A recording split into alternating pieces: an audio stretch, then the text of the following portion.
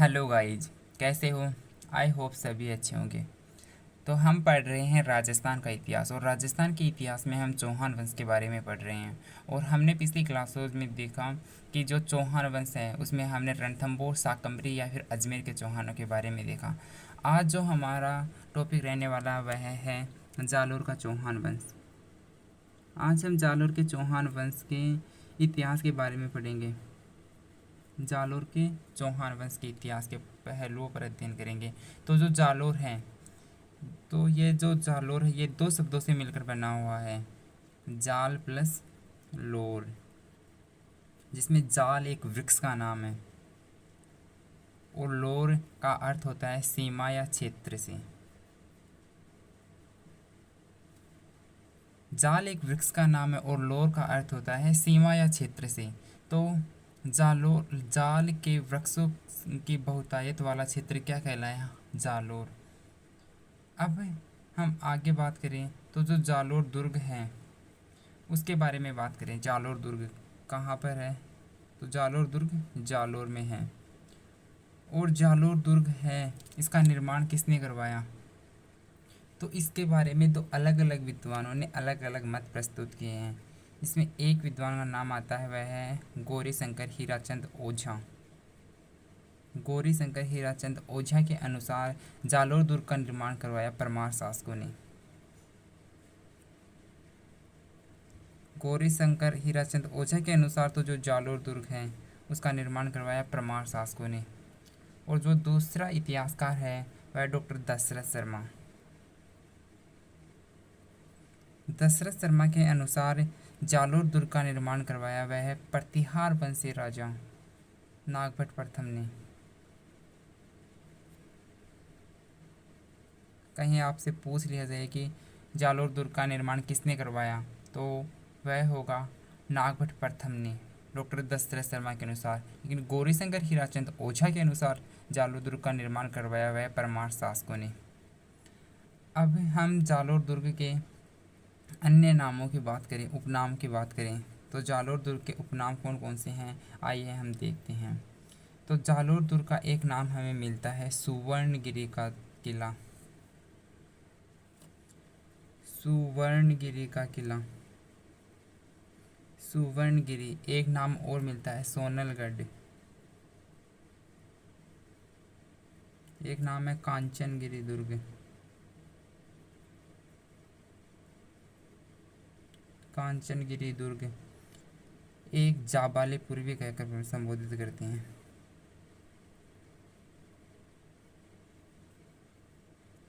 अगर हम बात करें तो जो जालोर है उसका प्राचीन नाम क्या है, तो इस जालोर को प्राचीन काल में क्या कहकर संबोधित किया जाता था? तो जालोर को प्राचीन काल में जाबालीपुर कहकर संबोधित भी किया जाता था।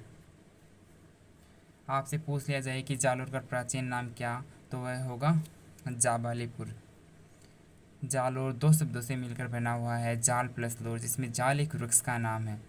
अगर हम बात करें इस जाल वृक्ष की, तो जाल वृक्ष है यह है राजस्थान में एक संप्रदाय और जसनाती संप्रदाय। जसनाती संप्रदाय, तो जसनाती संप्रदाय के संस्थापक कौन? तो जसनाती संप्रदाय के संस्थापक है जसनाथ जी हैं, जिन्होंने 36 नियम दिए हैं। जसनाती संप्रदाय में कितने नियम हैं? तो वह 36 नियम। और जसनाती संप्रदाय की जो प्रधान पीठ है वह कहाँ पर है? तो वह है कतरियासर बीकानेर में। जसनाती संप्रदाय की प्रधान पीठ कहाँ पर है? तो कतरियासर बीकानेर में जसनाती संप्रदाय की प्रधान पीठ है। जसनाती संप्रदाय के संस्थापक जसनाथ जी, जिन्होंने 36 नियम दिए हैं। और जो जाल वृक्ष है इसी जसनाती संप्रदाय में पवित्र माना गया। तो आपसे पूछ लिया जाए कि जसनाती संप्रदाय का पवित्र वृक्ष कौन सा है, तो वह होगा जाल वृक्ष। अब जो हम आगे बात कर रहे थे जालोर दुर्ग की, जालोर दुर्ग का निर्माण पर ओझा के अनुसार तो परमार शासकों ने करवाया, बल्कि दशरथ शर्मा के अनुसार गुर्जर प्रतिहार वंशी राजा नागभट्ट प्रथम ने जालोर दुर्ग का निर्माण करवाया। जालोर दुर्ग को सुवर्णगिरी, सोनलगढ़, कांचनगिरी और जाबालीपुर कहकर भी संबोधित किया जाता है। अगर हम आगे बात करें तो जो ये जालोर का दुर्ग है ये पश्चिमी राजस्थान का सबसे सुदृढ़ एवं महत्वपूर्ण किला है। पश्चिमी राजस्थान का सबसे सुदृढ़ एवं प्राचीन किला है। प्राचीन व सुदृढ़ किला है। जालोर दुर्ग है, इसके बारे में हसन निजामी ने कहा कि आज तक कोई भी आक्रमणकारी इसका दरवाज़ा नहीं खोल पाया है। हसन निजामी ने जालोर दुर्ग के बारे में क्या कहा कि यह एकमात्र ऐसा किला है जिसका दरवाज़ा कोई भी आक्रमणकारी नहीं खोल सका है। जालोर दुर्ग के बारे में कहा गया है कि ऐसा दुर्ग एकमात्र किला जिसका दरवाज़ा कोई भी आक्रमणकारी नहीं खोल पाया है, नहीं खोल पाया है। अब है जो इस जालोर दुर्ग के बारे में हम आगे बात करते हैं, तो जालोर दुर्ग में चामुंडा माता का मंदिर भी स्थित है। एक चामुंडा माता मेहरानगढ़ जोधपुर में भी स्थित है और एक चामुंडा माता इस जालोर दुर्ग में भी स्थित है। एक मंदिर और में देखने को मिलता है जोग माया का मंदिर। जोग माया का मंदिर कहाँ पर है, तो वह है आप जालोर दुर्ग के अंदर। और इसी जालोर दुर्ग में परमार कालीन एक कीर्ति स्तंभ भी स्थापित हैं। परमार कालीन कीर्ति स्तंभ भी स्थापित हैं।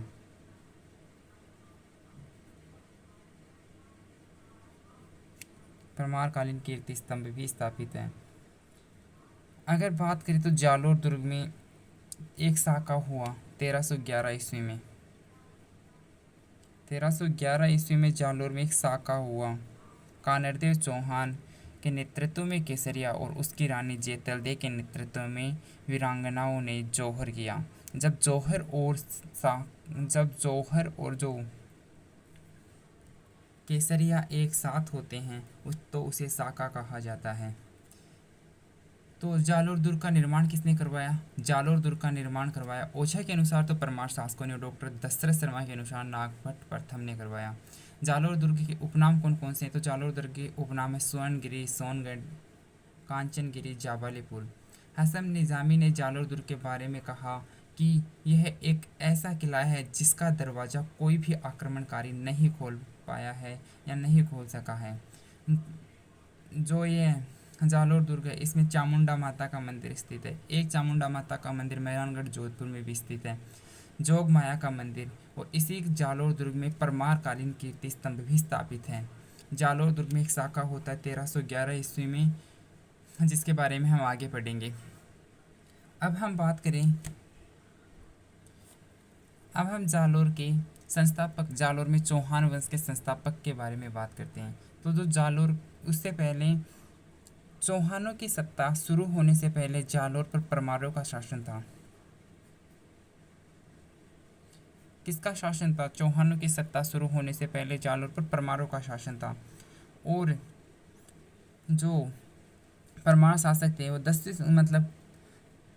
कुंतपाल और वीर नारायण का शासन रहा। और इन्हीं एक दहिया सरदार के विश्वासघात के कारण इन कुंतपाल और वीर नारायण को समाप्त कर यहाँ पर कीर्तिपाल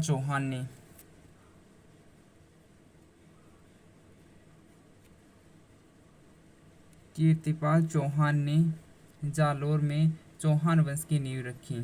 किसे पराजित कर? परमार वंशी राजा कुंतपाल व वीर नारायण को एक दहिया सरदार के विश्वासघात के कारण उसकी सहायता प्राप्त करके यहाँ के परमारों को पराजित किया और चौहान वंश की सत्ता स्थापित की।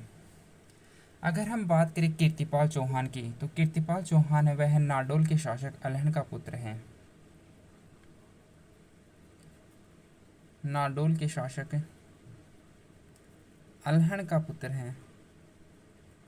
तो कीर्तिपाल चौहान के पिता का नाम क्या है? तो अलहन। और अलहन कहाँ का शासक है? तो अलहन है वह नाडोल का शासक है। नाडोल के शासक अलहन के पुत्र कीर्तिपाल चौहान ने जालोर में चौहान वंश की सत्ता स्थापित की। तो इसलिए जालोर के चौहानों का संस्थापक आदि पुरुष या मूल पुरुष कौन कहलाया? तो वह कहलाया कीर्तिपाल चौहान। अगर हम इसी क्रम में आगे बात करें, जो जालोर के चौहानों के ऐतिहासिक स्रोत कौन कौन से हैं? जालोर के चौहानों के ऐतिहासिक स्रोत दिखाई नहीं दे रहा है।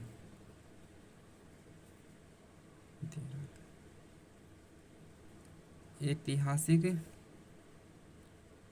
स्रोत, तो जालोर के चौहान वंश के ऐतिहासिक स्रोत है। एक पद्मनाभ ने 2 रचनाएं लिखी। एक तो लिखी कानड़दे प्रबंध,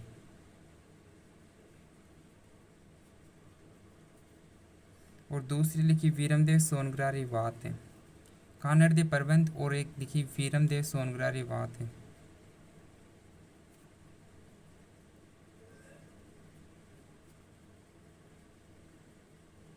एक जो महत्वपूर्ण ऐतिहासिक स्रोत है वह है मकराना शिलालेख,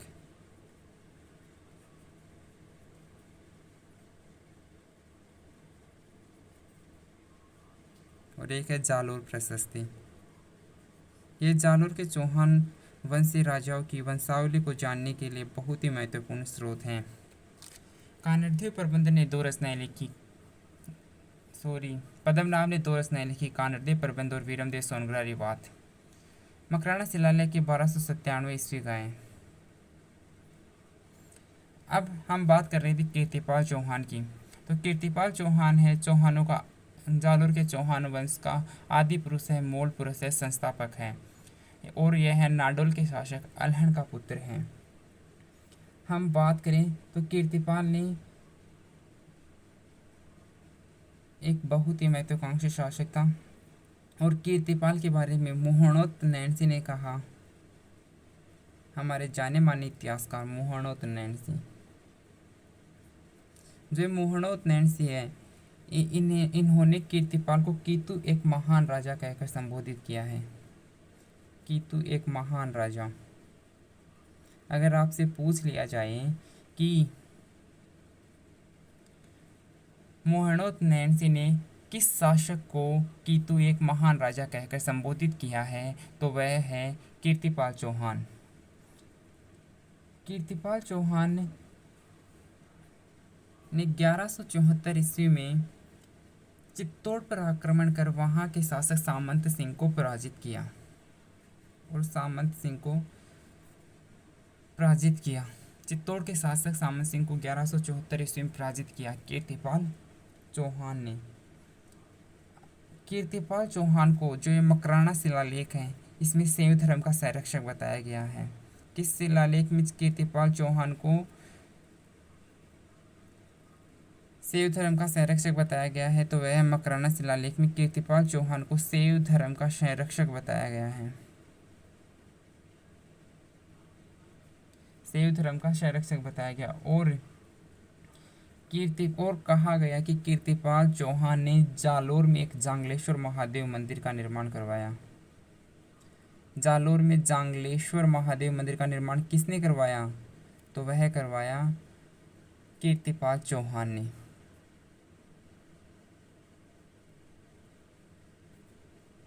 अब जो 1182 ईस्वी में है, कीर्तिपाल चौहान की अचानक मृत्यु हो जाती है। 1182 ईस्वी में कीर्तिपाल चौहान की सत्ता समाप्त होती है, उसकी मृत्यु हो जाती है। अब कीर्तिपाल चौहान के बाद जो शासक बनता है वह बनता है कीर्तिपाल चौहान का पुत्र समर सिंह। समर सिंह की सत्ता शुरू होती है 1182 ईस्वी से शुरू होती है, और वह 1205 ईस्वी तक शासन करता है।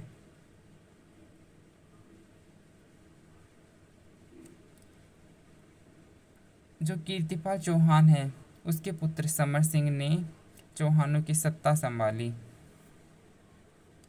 अब हम बात करें समर सिंह की, तो समर सिंह का राज्याभिषेक कहाँ हुआ? तो समर सिंह का राज्याभिषेक जालोर दुर्ग में हुआ। कहाँ पर हुआ? जालोर दुर्ग में समर सिंह का राज्याभिषेक हुआ।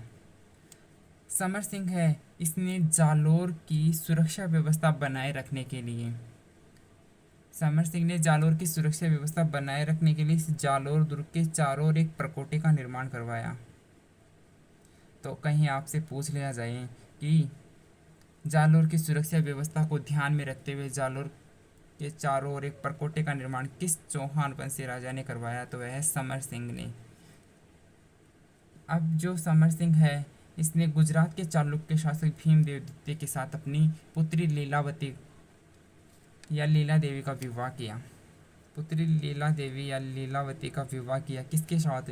चालुक्य शासक भीमदेव द्वितीय के साथ, जिसके कारण चालुक्यों और चौहानों के मध्य अच्छे संबंध स्थापित हुए। इनके चलते इन इन पर इन्हें कोई संघर्ष का सामना नहीं करना पड़ा। इसलिए समर सिंह के समय चालुक्यों के साथ अच्छे संबंध रहे।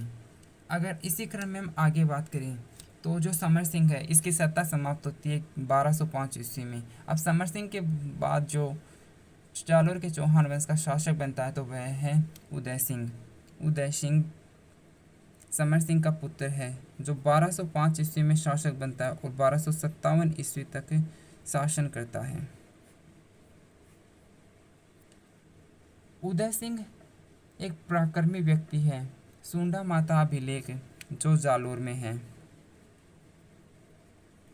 सुंडा माता अभिलेख कहाँ पर है? जालोर में। जो ये सुंडा माता का अभिलेख है, इससे उदय सिंह के बारे में हमें जानकारी मिलती है कि उदय सिंह ने अपने साम्राज्य का काफ़ी विस्तार किया और उदय सिंह के शासनकाल में ही 1228 ईस्वी में उदय सिंह के शासनकाल में 1228 ईस्वी में दिल्ली सल्तनत के शासक या सुल्तान इल्तुतमिश ने जालोर पर आक्रमण किया। इल्तुतमिश ने जालोर पर आक्रमण किया कब? 1228 ईस्वी में, उदय सिंह के समय में। लेकिन जो इल्तुतमिश है वह जालोर को जीत नहीं पाया। तो इल्तुतमिश की शाही सेना है वह जालोर पहुंचने में इतनी परेशान हो गई, क्योंकि जालोर दुर्ग पहुंचना इतना आसान नहीं था। भयानक गर्मी और पानी की किल्लत के कारण जो शाही सैनिक है वह परेशान हो गए। अब जालोर पहुंचकर इल्तुतमिश ने जालोर को जीतने का भरसक प्रयास किया, लेकिन इल्तुतमिश है वह जालोर दुर्ग को नहीं जीत पाता है। वह उसे सफल नहीं हो पाया। तो जो मुस्लिम इतिहासकार थे उन्होंने जालोर दुर्ग के बारे में कहा कि जालोर दुर्ग है वह बहुत ही अधिक शक्तिशाली है, क्योंकि अभी तक किसी भी मुस्लिम शासक ने दुर्ग के द्वार लांघने की कोशिश भी नहीं की, मतलब लांघ ही नहीं पाया। जो मुस्लिम इतिहासकार है उन्होंने कहा कि जो जालोर दुर्ग है वह इतना शक्तिशाली है कि आज तक किसी भी मुस्लिम शासक ने दुर्ग के द्वार लांघने में सफलता नहीं मिल पाई है। अब जो इल्तुतमिश है वह अपनी शाही सेना के साथ वापस लौटना चाहता है। इससे पहले जो इल्तुतमिश और उदय सिंह है उनके मध्य संधि होती है। इल्तुतमिश और उदय सिंह के मध्य संधि होती है, जिसकी जानकारी हमें हसन निजामी की पुस्तक ताजुल माँ से मिलती है। हसन निजामी की पुस्तक ताजुल मुआसिर में मिलती है। ताजुल मुआसिर में मिलती है। अब उदय सिंह के समकालीन एक और शासक है, वह है चित्तौड़ का शासक जेत्र सिंह। चित्तौड़ का शासक जेत्र सिंह। अगर हम बात करें जेत्र सिंह के समय भी इल्तुतमिश ने चित्तौड़ पर आक्रमण किया था, जिसमें भी इल्तुतमिश को सफलता प्राप्त नहीं हुई, जिसे 1227 में किया था, जिसे भूताला का युद्ध कहा जाता है। अब हम बात करें तो उदय सिंह के समकालीन चित्तौड़ का शासक है वह है जेत्र सिंह। और जो जेत्र सिंह है इसने अपने पूर्वजों की पराजय का बदला लेने के लिए जालोर पर आक्रमण किया और जालोर के शासक जो उदय सिंह था उसने जेत्र सिंह के साथ वैवाहिक संबंध स्थापित किए। युद्ध करने के बजाय वैवाहिक संबंध स्थापित किए और अपनी पौत्री रूपा देवी जो उदय सिंह है उसने अपनी पोत्री रूपा देवी का विवाह जेत्र सिंह के पुत्र तेज सिंह के साथ किया, जिसके कारण इनके मध्य अच्छे संबंध स्थापित हो गए। अब हम बात करें तो 1257 ईस्वी में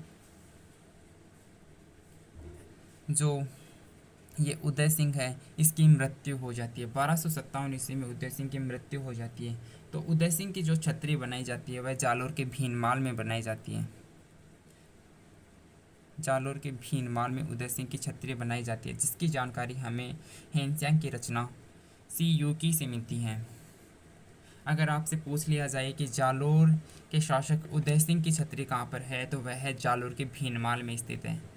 ठीक है, हमने देखा भी कि जो कीर्तिपाल चौहान है वह चौहान वंश का संस्थापक है, आदि पुरुष है, मूल पुरुष है, संस्थापक। और यह नाडुल के शासक अल्हड़ का पुत्र है। मुहणोत नैन सिंह ने कीर्तिपाल चौहान को कीतु एक महान राजा कहकर संबोधित किया है। 1174 ईस्वी में जो कीर्तिपाल है इन्होंने चित्तौड़ के शासक सामंत सिंह को पराजित किया। मकराना शिलालेख में जो कीर्तिपाल चौहान है उसे शैव धर्म का संरक्षक बताया गया है। और कीर्तिपाल चौहान ने जालोर में एक जांगलेश्वर महादेव मंदिर का निर्माण करवाया। जालोर कीर्तिपाल के बाद समर सिंह चौहानों की सत्ता संभालता है। और जो समर सिंह है इसे ने जालोर की सुरक्षा की दृष्टि से जालोर के किले के चारों ओर एक विशाल परकोटे का निर्माण करवाया। तो जालोर दुर्ग के चारों ओर परकोटे का निर्माण किसने करवाया, तो वह समर सिंह ने। समर सिंह के बाद अगर हम बात करें तो चौहानों की सत्ता संभाली उदय सिंह ने। उदय सिंह के बारे में हमें जो जानकारी मिलती है वो सुंडा माता के अभिलेख से मिलती है कि जो उदय सिंह है ये बहुत ही शक्तिशाली और महान शासक था, जिसने इल्तुतमिश की सेना को सामना किया और अंत में दोनों के मध्य संधि होती है। और जेत्र सिंह चित्तौड़ का शासक था, इल्तुतमिश के समकालीन था, जिसने भी जालोर पर आक्रमण किया अपने पूर्वजों की पराजय का बदला लेने के लिए। लेकिन जो उदय सिंह है उसने जेत्र सिंह के साथ वैवाहिक संबंध करके अपने संघर्षों को कम किया। अब जो उदय सिंह के बाद चौहानों की सत्ता जो है वह चाचिंग देव ने संभाली। चाचिंग देव उदय सिंह का पुत्र था। 1257 ईस्वी से 1282 ईस्वी तक चाचिंग देव जालोर का शासक रहा। चाचिंग देव के समय में जो दिल्ली के सुल्तान थे, चाचिंग देव के समय दिल्ली सल्तनत के जो शासक थे वह नासिरुद्दीन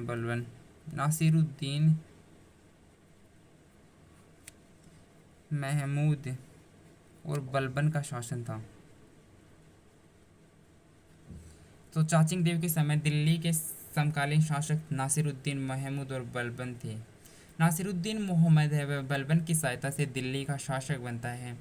अगर हम बात करें नासिरुद्दीन महमूद की, तो नासिरुद्दीन महमूद इसके बारे में क्वेश्चन इस तरह का पूछा जाता है कि दिल्ली सल्तनत का वह शासक जो टोपी सीकर अपना जीवन यापन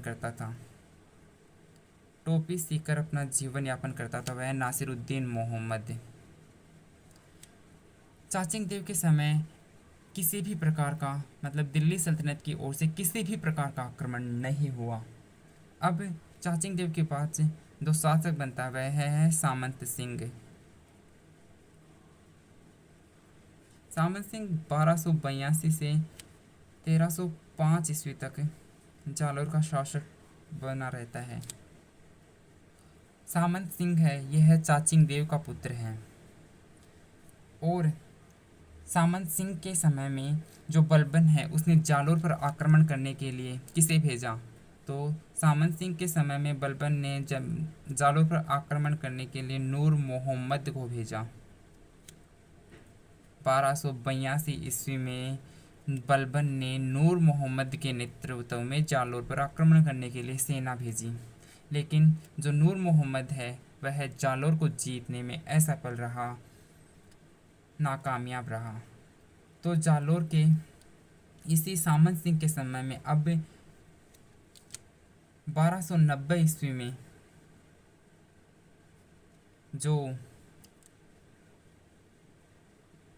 दिल्ली पर खिलजी वंश का शासन स्थापित होता है। गुलाम वंश की सत्ता समाप्त होती है और खिलजी वंश का शासन शुरू होता है। तो अलाउद्दीन के समय में 1296 ईस्वी में,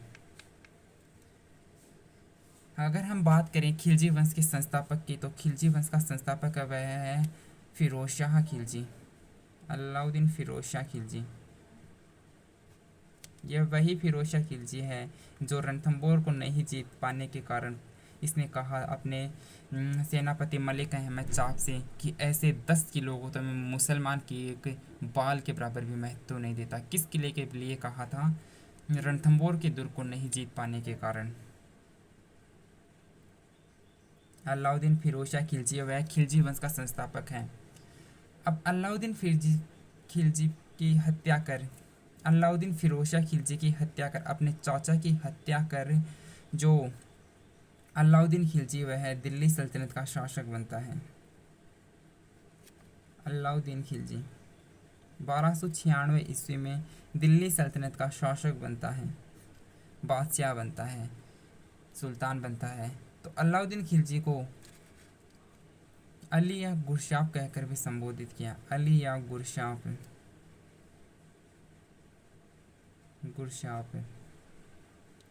ये जो अलाउद्दीन खिलजी स्वयं को सिकंदर शानी कहकर भी संबोधित करता था। अलाउद्दीन खिलजी स्वयं को सिकंदर ए शानी कहकर भी संबोधित करता था। सिकंदर ए शानी। अब जो जालोर का शासक है सामंत सिंह, यह अच्छे से अपनी कमजोरियों को जानता है, समझता है। तो इसे लगता है कि मेरा जैसा अब मौजूदा वर्ग आने वाली जो चुनौती है उनका सामना नहीं कर सकता। इसलिए इसने सामंत सिंह ने जीते जी अपने पुत्र कानड़देव को जालोर का शासक बनाता है, प्रबंधक शासक नियुक्त करता है। कानड़देव चौहान को अपना शासक नियुक्त करता है। सामंत सिंह अपनी कमजोरियों को पहचानता है, इसलिए उसने अपने जीते जी अपने पुत्र कानड़देव को जालोर का शासक बनाया 1305 ईस्वी में, जिसके बारे में हम अगली क्लास में चर्चा करेंगे। क्योंकि जो जालोर के चौहान वंश का इतिहास है वह विशेष रूप से कानड़देव चौहान के इतिहास पर ही निर्भर करता है, केंद्रित है, टिका हुआ है। तो आज जो हमने देखा वह जालोर के चौहान वंश के बारे में। जालोर के चौहान वंश का संस्थापक कौन है? तो जालोर के चौहान वंश का संस्थापक है कीर्तिपाल चौहान। इससे पहले हम बात करें तो जालोर है वह 2 शब्दों से मिलकर बना है, जाल प्लस लोर, जिसमें जाल एक वृक्ष है और लोर का मतलब सीमाया क्षेत्र होता है। जाल है, इसे जसनाती संप्रदाय का पवित्र वृक्ष माना गया है। जसनाती संप्रदाय के संस्थापक है जसनासी, जिन्होंने 36 नियम प्रस्तुत किए। और जसनाती संप्रदाय की जो प्रधान पीठ है, प्रमुख पीठ है, वह कहाँ पर है? तो वह कतरियासर बीकानेर में है। अब हम जालोर दुर्ग के उपनामों की बात करें कि तो जालोर दुर्ग के उपनाम कौन कौन से हैं? तो वह सुवर्णगिरी, सोनलगढ़, कांचनगिरी और जाबालीपुर। हसन निजामी ने जालोर दुर्ग के बारे में कहा कि यह एकमात्र ऐसा दुर्ग है जिसका दरवाज़ा कोई भी आक्रमणकारी नहीं खोल सका है। जालोर दुर्ग में चामुंडा माता का मंदिर स्थित है, एक जोगमाया का मंदिर भी स्थित है और जालोर दुर्ग में ही परमारकालीन कीर्ति स्तंभ स्थापित है। और जालोर दुर्ग पश्चिमी राजस्थान का सबसे प्राचीन दुर्ग कौन सा है? तो वह है जालोर का दुर्ग। सबसे पश्चिमी राजस्थान का सबसे प्राचीन दुर्ग जालोर का दुर्ग। इसके बाद हमने जालोर के चौहान वंश के संस्थापक के बारे में पढ़ा। तो जालोर के चौहान वंश का संस्थापक है कीर्तिपाल चौहान, जो कि नाडोल के शासक अल्हड़ का पुत्र है। मुहणोत नैणसी ने कीर्तिपाल को कीतु एक महान राजा कहकर भी संबोधित किया है। 1174 ईस्वी में कीर्तिपाल ने चित्तौड़ के शासक सामंत सिंह को पराजित किया। मकराना शिलालेख में कीर्तिपाल चौहान है उसे शैव धर्म का संरक्षक बताया गया है और इसी शिलालेख में कहा गया कि जालोर में जांगलेश्वर महादेव मंदिर का निर्माण करवाया। किसने करवाया? तो वह कीर्तिपाल चौहान ने करवाया। कीर्तिपाल चौहान के बाद जो चौहानों की सत्ता संभालता वह समर सिंह संभालता और समर सिंह ने जो महत्वपूर्ण कार्य किया वह जालोर दुर्ग के चारों ओर एक विशाल प्रकोष्ठे का निर्माण करवाया जालोर की सुरक्षा दृष्टि से। बाद में जो शासक बना वह उदय सिंह बना। उदय सिंह ने जो किया कि उदय सिंह के समय में भी इल्तुतमिश ने दिल्ली जालोर पर आक्रमण किया। 1228 ईस्वी में दिल्ली के शासक इल्तुतमिश ने जालोर पर आक्रमण किया, लेकिन वह जालोर को जीत नहीं पाता है, जिसके कारण उदय सिंह और इल्तुतमिश के मध्य संधि होती है। हसन निजामी की पुस्तक ताज मुआसिर में इस संधि की जानकारी मिलती है।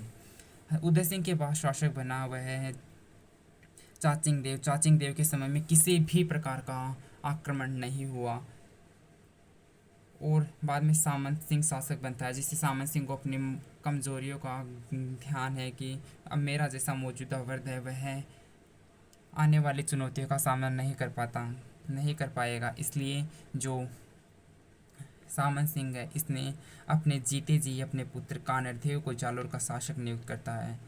अब अगली क्लास में जो हमारी चर्चा होगी वह कानरदेव चौहान को लेकर होगी, जिस पर कि जालोर के चौहान वंश का इतिहास टिका हुआ है। तब तक के लिए bye bye, have a nice day, take care, like share and subscribe this channel as much as possible. Thank you so much.